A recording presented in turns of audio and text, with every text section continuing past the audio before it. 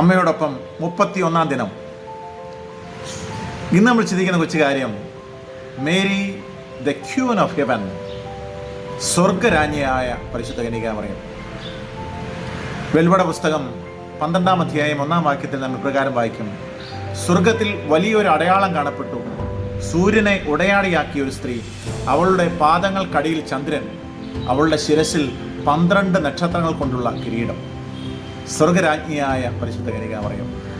ഈ 12 നക്ഷത്രങ്ങൾ പഴയ നിയമത്തിലെ 12 ഗോത്രങ്ങളെയും പുതിയ നിയമത്തിലെ 12 അപ്പസ്തലന്മാരെയും ഒക്കെ ഓർപ്പിക്കുന്നതാണ് പറയുക. പ്രിയം നിറഞ്ഞവരെ, പരിശുദ്ധ കന്യകാമറിയത്തിൻ്റെ ജീവിതത്തിൽ സഹനങ്ങളുണ്ടായിരുന്നു. അവളുടെ ജീവിതത്തിൽ ഒത്തിരിയേറെ പ്രതിസന്ധികൾ കടന്നു. ഈ പ്രതിസന്ധിയൊക്കെ കടന്നു വന്നപ്പോൾ തളർന്നില്ല. ദൈവേഷ്ടത്തിന് ആമേൻ പറഞ്ഞ അവൾ പിന്നീട് ഒരിക്കലും പിന്തിരിയുന്നില്ല. ഈ സഹന പർവ്വത്തിലൂടെ അവൾ കടന്ന് മുന്നോട്ട് പോവുകയാണ്. പ്രതിസന്ധി വരുമ്പോൾ ഇട്ടിട്ട് പോകുന്നില്ല, പരാതികൾ പറയുന്നില്ല, പിടിച്ചു നിൽക്കുകയാണ്.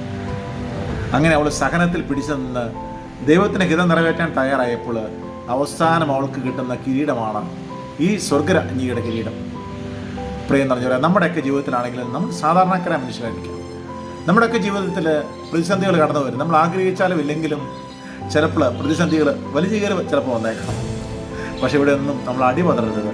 കാരണം ഈ സഹനത്തിൻ്റെയൊക്കെ അവസാനം നിത്യതയുണ്ടെന്ന് പരിശുദ്ധ കന്യകാമറിയം ഓർപ്പിക്കുകയാണ്. സ്വർഗത്തിൽ നമുക്കൊരിടമുണ്ടെന്ന് പരിശുദ്ധ കന്യകാമറിയം നമ്മളെ ഓർപ്പിക്കുകയാണ്.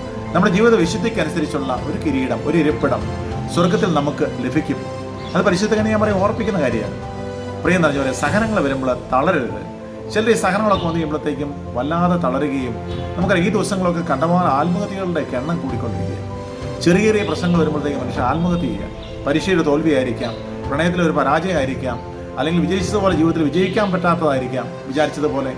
അങ്ങനെയൊക്കെ വരുമ്പോൾ മനുഷ്യർ ആത്മഹത്യ ചെയ്യുക, ജീവിതം അവസാനിപ്പിച്ചേക്കുക.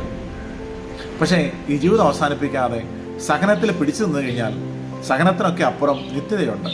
ഈ ലോക ജീവിതം ചെറിയൊരു കാലഘട്ടം മാത്രമാണ്. ഈ ലോക ജീവിതത്തിനപ്പുറം നിത്യതയുണ്ട്. പ്രിയപ്പെട്ടവർ, നിത്യതയുണ്ട്. സ്വർഗം നമുക്കായിട്ട് കാത്തിരിക്കുന്നുണ്ട്. പരിശുദ്ധ കന്യകാമറിയം അവളുടെ ജീവിതത്തിൽ സഹനങ്ങൾ വന്നപ്പോൾ അവൾ ഒരിക്കലും അടിപതറുന്നില്ല. കാരണം ദൈവമുണ്ടെന്നും ദൈവത്തിന് പദ്ധതി ഉണ്ടെന്നും അറിഞ്ഞുകൊണ്ട് ആ ദൈവത്തിൻ്റെ പദ്ധതിക്ക് കീഴ്വഴങ്ങി ജീവിക്കുവാനായിട്ട് അവൾ തയ്യാറായതുകൊണ്ട് അവസാനം അവൾക്ക് സ്വർഗത്തിൽ നിത്യതയിൽ സ്വർഗരാജ്ഞിയുടെ കിരീടം കൊടുക്കുകയാണ്. നമുക്കൊക്കെ സ്വർഗത്തിൽ ഒരിടമുണ്ട്. പ്രിയപ്പെട്ടവരെ, ജീവിതം ഇടം കൊണ്ട് അവസാനിക്കുന്നില്ല, ഈ ലോകം കൊണ്ട് അവസാനിക്കുന്നില്ല. ലോകത്തിനപ്പുറം സ്വർഗമുണ്ട്. പ്രിയപ്പെട്ടവരെ, ആ സ്വർഗത്തിനായി നമുക്ക് ജീവിക്കാം. പരിശുദ്ധ കന്യകാമറിയത്തിൻ്റെ മാധ്യസ്ഥം നമുക്ക് തേടാം. ഈ 31 ദിവസങ്ങൾ നമ്മൾ അമ്മയോടൊപ്പം കൊച്ചു കൊച്ചു കാര്യങ്ങൾ ചിന്തിച്ചുകൊണ്ട് യാത്ര ചെയ്യുകയായിരുന്നു. തുടർന്നുള്ള ദിവസങ്ങളിലൊക്കെ 31 ദിവസം മാത്രമല്ല, നിങ്ങളുടെ ജീവിതം മുഴുവൻ അമ്മയോടൊപ്പം നമുക്ക് യാത്ര ചെയ്യാൻ ആഗ്രഹിക്കാം. അമ്മയുടെ മാധ്യസ്ഥം എപ്പോഴും നമ്മളെ പൊതിഞ്ഞു നിൽക്കട്ടെ. പരിശുദ്ധ അമ്മയുടെ നീല കാപ്പയാൽ നമ്മളൊക്കെ പൊതിഞ്ഞു പിടിക്കട്ടെ. എല്ലാ ആപത്തുകളും സംരക്ഷണമായിരിക്കട്ടെ.